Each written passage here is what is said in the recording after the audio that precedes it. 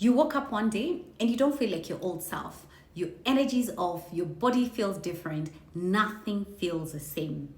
I promise you, you're once again not imagining it, it is happening. And that, my dear friend, is a reality of the 40s and especially mid 40s.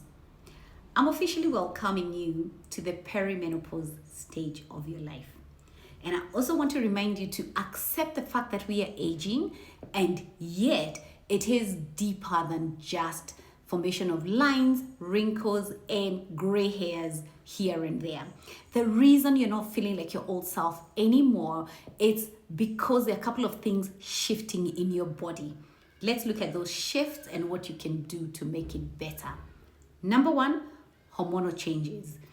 We're transitioning from perimenopause to menopause. Our estrogen levels are dipping, and as a result, we're experiencing mood swings, hot flashes, night sweats, all those things that are making this stage particularly very uncomfortable. So, what do you need to do? Diet and supplement. Nutrition, your diet is very important that it's complete. It is supports your hormonal changes in the body, and of course you can add that or supplement that with supplements. One of the supplements that has really worked for me is evening primrose. Then you need to look at your stress management. What are some of the things you can do to incorporate in your life so that it can help you manage your stress? So whether you're walking, whether you're doing breathing exercises, meditation, yoga, do anything and everything that will help you manage your stress, to either reduce it or manage it if you cannot eliminate it completely. Number two, weight changes. And this is a big one. We're putting on weight faster than we can lose it.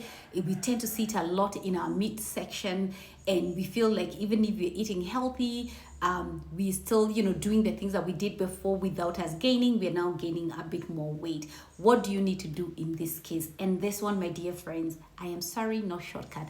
Exercise. We cannot ignore it anymore. You need to do both strength training and your cardio. You need to burn fat and you need to build your muscle. Then there's portion control. We can no longer eat the portions we used to eat before. And if you're like me, you probably have experienced your body can't even handle it anymore. So be okay with smaller portions. And three, in this area, mindful eating. Slow down. Chew your food slowly, so that you need to remember digestion starts in the mouth and not when it goes into the body. Number three, muscle mass and bone density. As we're getting older, we're losing our muscle and we're losing our bone density. And the danger with this is the fact that we're at risk of osteoporosis and joint issues. And that's something you totally, completely want to avoid in your old age. What to do about it? The solution? Strength training that we've spoken about. Strength training will be good for you. It helps to strengthen our muscles, and we will need that a lot when we get older and we're not as strong as we used to be. Then here, I know the first thing that comes to your mind is calcium and of course vitamin D. And I will be doing a video later where it's not just calcium. Calcium is one of the many minerals that the body requires. So we actually want you to be balancing all your minerals, not just the calcium, and of course your vitamin D. Number four, hair changes. Don't know much about hair, but I know that our hair starts to thin as we get older. This is when you're starting to see grays. One of the best solutions for me with the grays is to embrace it. But what are some of the things you can do if you're noticing your hair thinning? Is you need to start using gentle products that are volumizing products that will add fullness to the thinning hair. Take care of your scalp. I'm told things like your castor oils, argan oils, some of those are great at helping to stimulate hair growth. And of course, back to nutrition again. What you're putting on your plate will determine also how the outlook of your hair. You want to make sure you're getting things like your biotin, your zinc, your omega-3 fatty acids that will support hair health. So back to nutrition, eating healthy is important for you. 5, mental health and mood changes. We have, if you haven't, you probably know somebody who's experienced anxiety, depression, irritability, brain fog that we experience every so often. That thing you're looking for your glasses and you're wearing them, right? What do you do in that case? Back to exercise. Physical. exercises. Movement is going to be good for you. It's actually going to really make you feel better and you operate better. Then you need activities that you keep your mind sharp. Let's go back to reading, puzzles, games, anything that's engaging our mind that is going to help us to feel better or to keep our brain active. And of course, you need to be able to seek help. Go for therapy, counselor, be something you need, and it will make a difference. This is especially for my African sisters, where we haven't always done or looked at therapy is something we need to go for, but it really does make a difference. Seek help where you cannot help yourself. So this is the one area when it comes to our mental health and of course our mood issues. That is the one area where you need to be looking for a therapist to be talking to. Then next we have sleep issues. Sleep is going to is a very important part of your life now. And we know what happens with the night sweats. We wake up, we are unable to go back to sleep. You wake up in the morning and you're tired.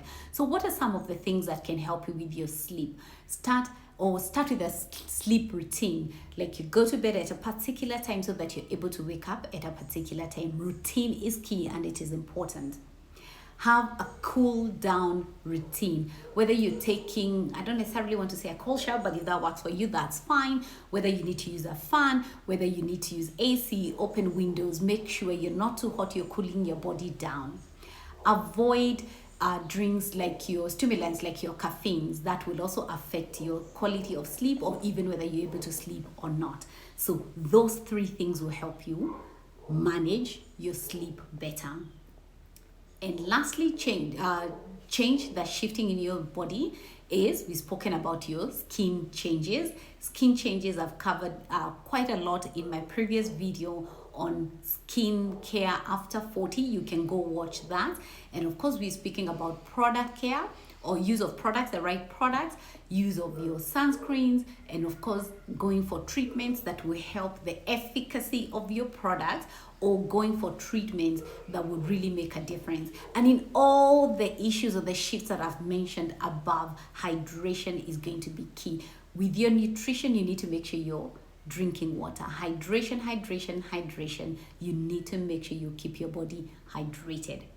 So, over 40s or being in your 40s can be a beautiful, powerful chapter in your life and you can choose to transition there intentionally as opposed to having it cause you stress and worrying. So embrace your 40s and allow yourself an opportunity to discover a new you. If you've enjoyed this video and you want to see more information like this, including videos breaking down some of those things we've spoken about deeper, please make sure you subscribe and share with your friend. We'll see you at the next video.